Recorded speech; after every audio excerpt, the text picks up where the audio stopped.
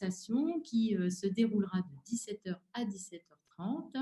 Olga Kiseleva et Catherine Braslavski. Olga, tu es dans le train, me semble-t-il. Est-ce que tu peux mettre ta caméra ou est-ce que tu ne peux pas la mettre? En fait, il y avait une petite... le train a eu beaucoup de retard et en fait, Olga aurait dû être arrivée et elle n'est pas encore arrivée. Donc, Catherine, bonjour. Catherine Bonjour. est chanteuse, compositrice, interprète, spécialiste des chants de la Méditerranée. On est très heureux d'accueillir quelqu'un d'une autre discipline que le chant des arts plastiques. Voilà. Et Olga n'est toujours pas en ligne. Bah, écoutez, ça n'est pas très grave. Enfin, si, c'est un peu grave, mais bon, on va faire comme si tout allait bien. Et on va parler, en fait, Olga et Catherine sont là pour vous parler du thème de faire chanter la nature. À partir d'un travail qu'Olga a entamé il y a une dizaine d'années, qui s'appelle Eden, et pour lequel elle a été primée lors d'Ars Electronica de cette année. Ce projet Eden, qui a de multiples ramifications, qui s'est développé à partir d'arbres différents.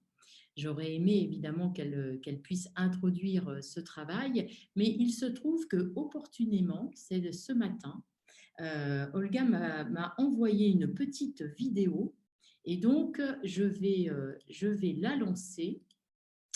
Hop, partager mon écran et comme ça vous en saurez plus sur le projet Eden avant que Catherine ne nous en parle. Hop. Eden represents an artistic utopia assuming that extinction, despite its supposedly definitive and irreversible characteristics, can be revoked thanks to the advancement of contemporary human civilization.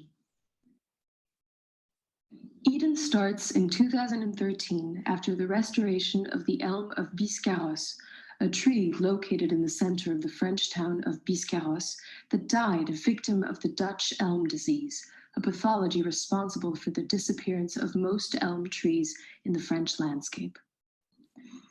After this happened, we were invited to create a monument to commemorate the elm that held a very important place within the town's identity because of its long history of more than 600 years. When we started the preliminary works for the realization of this commission, we contacted the elm specialists of the INRA, the Institut National de la Recherche Agronomique, and by exchanging a dialogue with them, we developed a project that articulated scientific research and artistic creation. Working closely with the team of researchers, we were able to mix the genes of the elm of Biscarrosse with genes of the Siberian elm to create a new variety of elm resistant to the Dutch elm disease. We then planted them in the same place the old tree was, articulating it with an aluminum sculpture, creating a monument using biotechnology as a means for artistic creation. Ever since the restoration of this particular elm, we have been working together with the INRA to restore the elm forests, which are now close to disappearing from Southern Europe. Our project became well known, and our interdisciplinary team received invitations from different parts of the world to work on different species of trees. Thanks to these numerous commissions, with the team of researchers, we developed a series of sensors and captors that allow us to perceive and to understand the communications the trees exchange with their environment in the form of molecular emissions, electric or sound signals. Then we worked with Orange Telecom and with the Institute of Applied Ecology to create an adapted network to vehicle what the trees communicate.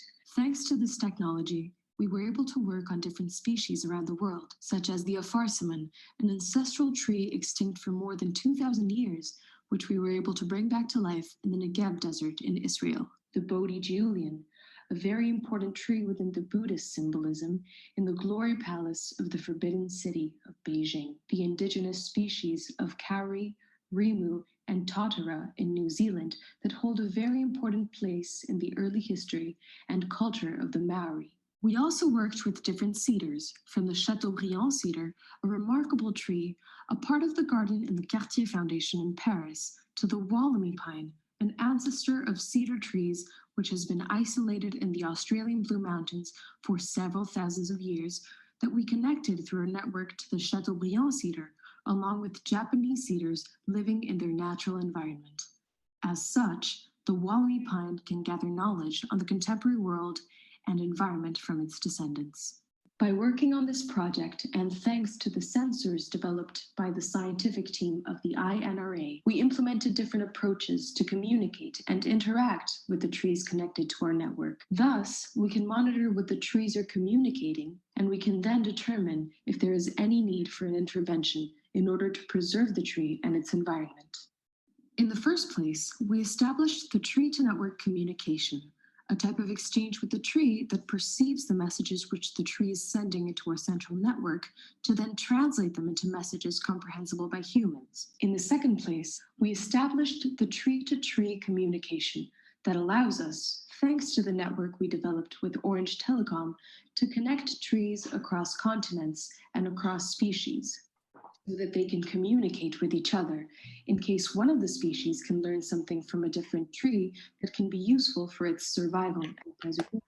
As a result of these scientific explorations, we were able to take the data gathered from the trees and translate it into different types of art forms. Dynamic linguistic transcriptions of the communications from the trees were created with local trees for the Guangdong Museum of Art in Guangzhou, for the Cartier Foundation in Paris, for the Perth Institute of Contemporary Arts in Australia, for the Negev Art Museum, and for the Pompidou Center in Paris.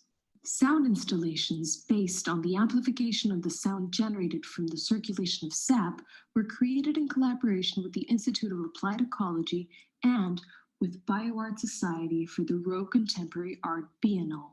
In New Zealand, we collaborated with the Maori community, the Auckland University of Technology, and with the Auckland Philharmonic to build a musical performance created from the analysis of the communications coming from a kauri tree.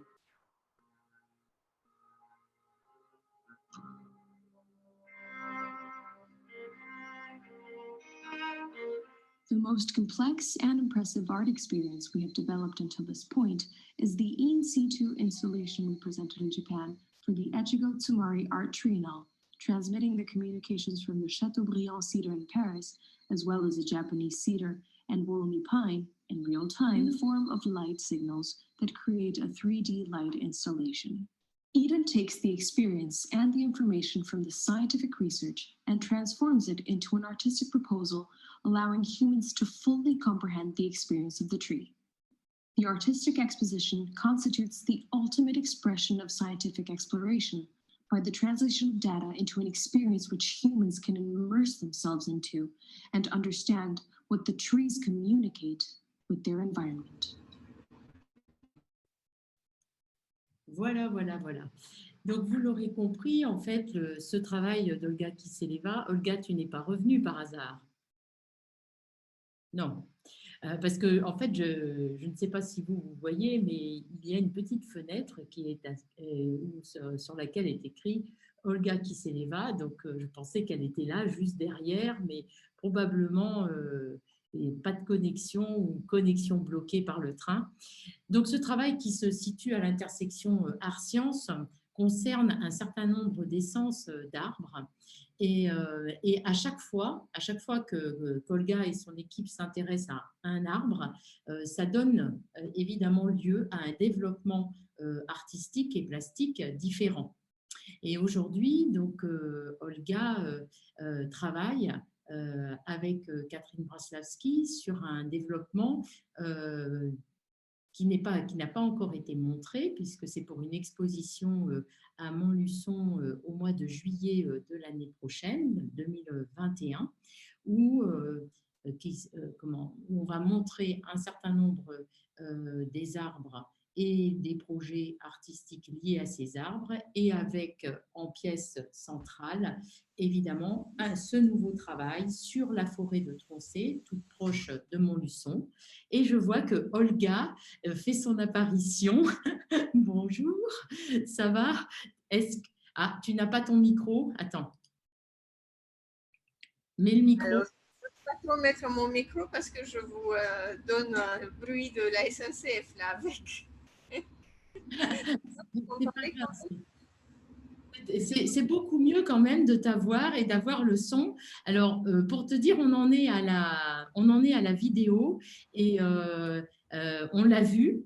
Et donc, est-ce que tu peux, avant de laisser parler Catherine, introduire justement le travail que vous avez réalisé pour Troncé, qui est donc une nouvelle partie d'Éden? Et donc, justement, c'est important que vous ayez vu le film parce que, comme vous voyez, on a fait un petit peu le tour du monde. Hein, on continue là, toujours. Euh, et donc, en faisant ce tour du monde, on s'est rendu compte que peut-être la partie la plus intéressante dans tout ça était une sorte de savoir ancien, savoir ancestral que nous pouvions encore faire revenir sur la surface qui est bien gardée dans certaines parties du monde comme la Nouvelle-Zélande, le Brésil, par les indigènes. Et donc, nous aurions envie peut-être que ce savoir soit aussi présent chez nous en Europe. Et chez nous en Europe, les indigènes, c'est nous. Donc, il faut qu'on se tourne vraiment vers notre nature et vers notre savoir et vers nos façons de faire et de procéder. Et donc, en France, nous avons identifié un endroit magnifique dans la nature qui est la forêt de Troncé, qui est la plus grande forêt de chênes et qui se trouve, qui avoisine le Berry, qui est un endroit aussi qui garde beaucoup de savoir ancestral qui est toujours gardé et employé là-bas.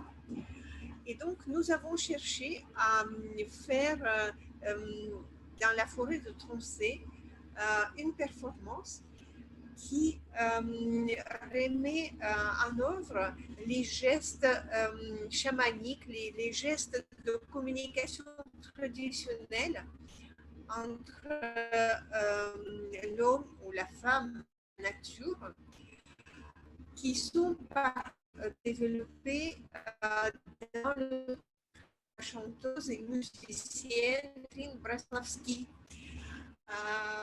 Donc, grâce à Marie-Laure, nous nous sommes trouvés et nous avons, après avoir discuté. Ah, eh bien, eh bien, Catherine, je pense que ça va être le moment de prendre la parole. En fait, Chaman. bon. Et ailleurs. Olga, on t'entend très mal. On va laisser pour le moment la parole à Catherine, si tu veux bien.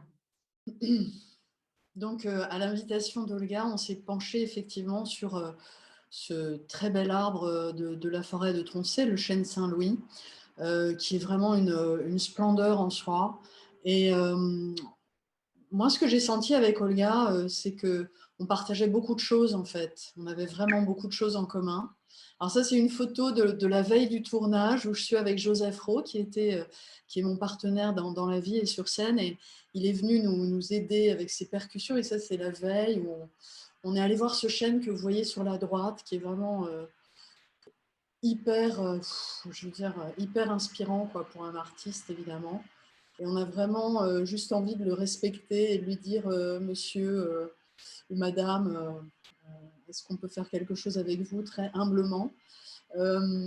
Voilà, on a passé un bon moment là et en fait, on s'est laissé infuser effectivement par ce rapport à la nature. Donc, Olga parlait des chamans et bon, je trouve que c'est des terrains un petit peu, c'est pas que c'est glissant, c'est que comment dire, la musique en elle-même, c'est vraiment un contact direct. Hein, on sait bien avec des sphères intérieures, supérieures, extérieures. Et évidemment, il y a différentes dimensions. Il y a des dimensions chamaniques, de guérison, de beauté, de spirituel. Voilà. Et puis dans la terre, donc vraiment très incarné. Et ça, c'était l'objet pour nous de nous laisser vraiment guider justement par tout ça, parce que la forêt, finalement, c'est un espèce de symbole. C'est vraiment un ensemble d'êtres qui sont des miroirs, finalement. Les arbres, c'est des miroirs des êtres humains. c'est une espèce d'espèce inconnue on ne sait pas jusqu'où va leur intelligence, on ne sait pas. Alors, ça demande un énorme respect, en tout cas, c'est comme ça qu'on y est allé.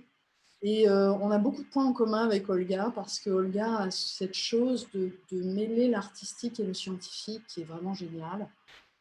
Et moi, j'ai fait des études scientifiques très poussées, en fait.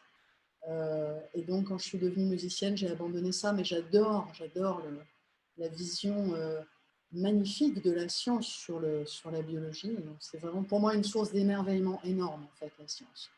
Alors, Donc, Olga met en action, en fait, ce contact entre l'art et la science. C'est vraiment fabuleux.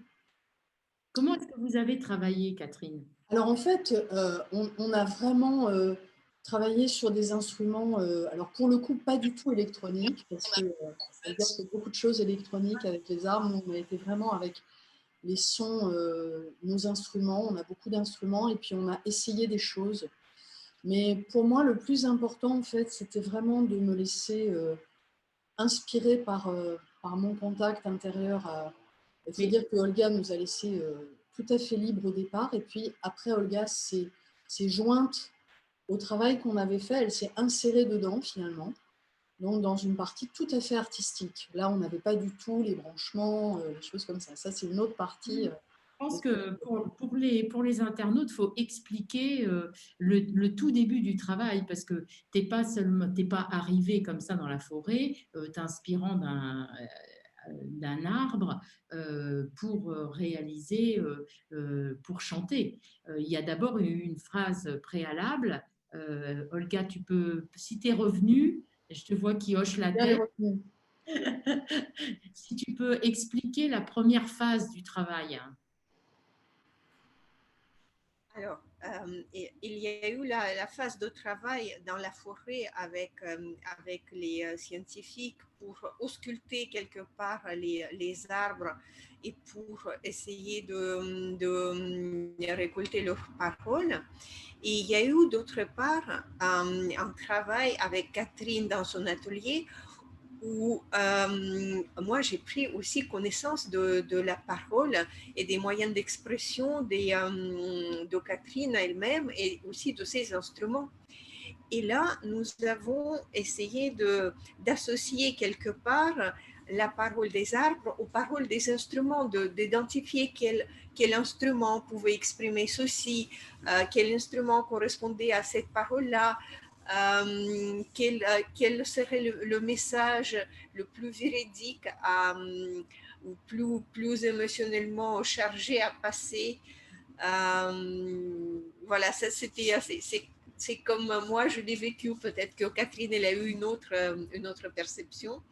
Mais moi j'ai un rapport qui est comme je disais, un monde parallèle avec le tien, Olga. C'est-à-dire que pour moi la nature, bon, il faut dire que ce que je fais s'appelle le chant naturel, c'est comme ça que je l'appelle. Donc j'ai évidemment un rapport à la nature constant, c'est-à-dire que j'essaye en fait de me laisser habiter et en même temps d'avoir ce lien le plus simple possible et le plus authentique possible avec moi-même. Donc on est parti vraiment sur des veines à la fois de son et puis de cœur pour trouver les vibrations. Et c'est difficile à décrire verbalement parce que en fait c'est vraiment la musique, c'est pas des mots et on y est vraiment allé vibratoirement. Donc j'ai montré à Olga des choses que je fais, notamment des sons, c'est vrai, qui se rapprochent du chamanisme, mais qui sont en fait de l'inspiration musicale, parce que la musique est chamanique par essence, évidemment, même chez Hildegard de Bingen au XIIe siècle. Voilà, le rapport entre le pouvoir de la voix et le monde qui nous entoure, il n'y a pas de dissociation en fait. Alors on a essayé de mettre ça en place, effectivement, voilà, je vois des photos dans nos belles robes rouges, conçues pour le moment, pour ce moment, et puis on a vraiment joué à être en communication avec cet arbre d'une façon vraiment très ouverte. Alors on s'est permis de faire plein de choses très très différentes, il faut dire, d'explorer. Et moi, mon sentiment, c'était vraiment d'être en contact avec cette arme que j'avais imaginée. Et puis en même temps, une fois venu, ça s'est concrétisé plus concrètement par des chants très concrets. Mais en fait, pour bien comprendre, tu es parti des données qui ont été captées par Olga et les scientifiques pour composer un chant, des chants. Alors, idéalement, ça aurait dû être ça, mais pour des raisons techniques, on n'a pas pu le faire comme ça. C'est-à-dire que c'est plutôt Olga qui m'a vraiment passé sa façon d'envisager ce qu'est pour elle ce langage de l'arbre. Mais en fait, pour moi, l'arbre est tellement humain, si je peux dire, que d'une certaine façon, c'est presque de discuter avec un être, quoi. C'est pas un Et- être qui est presque mon égal. En tout cas, je l'ai pris comme ça, vraiment. D'accord. Je ne sais pas si Olga, tu as quelque chose à dire de plus, parce que c'est vrai que je ne suis pas très verbale moi-même. Non, parce que Olga, je pensais, si tu veux, à ce Oui, qui est produit en Israël quand vous vous êtes rendu compte que les données captées des arbres d'un côté et de l'autre de la frontière, en fait, il y avait les mêmes types de communication entre les arbres. Alors maintenant, c'est moi qui vous entends pas très bien. Bon, c'est- tu nous et entends là? Et ce qui est quand même assez extraordinaire finalement de ce live, c'est que on est tous à des endroits différents, évidemment, c'est le jeu. Hein. Et voilà, Olga tu partages quelque chose là. Ouais, elle est avec son arbre. Mais on a eu beaucoup de moments comme ça, en fait, de contact. C'est vrai que moi, étant donné qu'on ne pouvait pas avoir les données d'Olga vraiment au moment où on a fait, parce que j'aurais dû les avoir plus longtemps, donc c'était le moment à cause du Covid et tout ça, on a décidé vraiment d'aller enregistrer en octobre. Et donc, en fait, c'est pour ça qu'on a pas mal discuté ensemble. Et en fait, donc pour moi, la base, en fait, c'était vraiment d'être dans l'émerveillement de cette communication avec cet arbre et d'avoir pris le temps de me... Donc c'est vrai que je peux dire que la musique qui a été composée autour de cet arbre, à part le petit Ilono sur lequel vous avez flashé toutes les deux, qui est ce chant à l'arbre de vie, donc je vous chanterai volontiers un petit extrait si vous voulez. Sinon, c'était vraiment des choses que j'avais composées pour l'occasion, avec tout ce que m'avait dit Olga sur son travail avec l'arbre, et puis d'improvisation sur le moment. Et on a eu beaucoup, en fait, une partie de performance avec l'arbre, entre Olga, Joseph et moi, pour communiquer avec cet arbre et faire un moment qui soit ensemble et inspiré vraiment par ça, pas juste d'aller à cet arbre comme un objet, le énième objet où on va faire quelque chose. Et voilà, dans un de... Enfin, c'est pour ça que je trouve ça merveilleux, sa démarche, c'est-à-dire d'allier la science et la communication artistique avec l'arbre. C'est comme quelque chose de complet. Et on sort du paradigme habituel de la science qui est celle de Francis Bacon du XVIIe, c'est-à-dire de manipuler tout le temps, de manipuler pour avoir un pouvoir. Et là, c'est beaucoup plus une communication et même d'offrir aux arbres une possibilité de communiquer entre eux, puisque les installations que fait Olga permettent aux arbres de communiquer entre eux. Donc ça, c'est incroyable, évidemment, comme ouverture. Et nous, en tant qu'humains, je crois beaucoup au fait qu'on a notre communication avec l'arbre. C'est-à-dire, je pense que quand l'arbre nous voit arriver, il nous entend, il nous perçoit par ses vibrations à lui. Et, Il y a par Fabien, ouais. Catherine, tu vois qu'il y a Fabien Mérel, un des artistes qui était dans la conversation d'avant, qui a une question à te Ah, poser. pardon. Je ne vois pas, pardon. Je ne vois pas le chat avec Et les en questions. Tu fait, peux me la dire? Fabien demande en fait s'il y a déjà eu une mesure quelconque d'une réaction de l'arbre par rapport à la musique ou à la vibration. Alors, il y a eu beaucoup de travaux là-dessus. Hein. C'est très, très connu que les arbres réagissent à la musique. Ça, c'est complètement connu. Et d'ailleurs, à mon grand plaisir, Bach est un des préférés des plantes sur lesquelles il y a eu des études. Donc oui, ça commence à être très documenté. Là, ce que fait Olga, c'est qu'elle pousse le bouchon parce qu'elle veut communiquer avec les arbres. Mais le fait que les arbres réagissent au son, ça, c'est déjà tout à fait documenté. Est-ce que, parce on est à 5 minutes de la fin de notre discussion, Ouais. Est-ce que tu veux bien chanter un petit peu, Catherine, s'il te plaît? Là, je vais vous chanter le début de ce chant qui est magnifique, qui nous vient de Syrie. Et voilà, ça fera aussi voilà, un pont avec un endroit en difficulté en ce moment. Et donc, c'est une chanson à l'arbre de vie sur un texte du IIe siècle et qui honore l'arbre de vie comme porteur de fruits de guérison. Donc, c'est aussi pour tous les fruits qui sont tous des arbres de vie, évidemment. Alors, je fais juste le début. J'espère que vous m'entendez bien. On t'entend. Et il te reste 4 minutes. Oh, je vais faire très, très court de toute façon.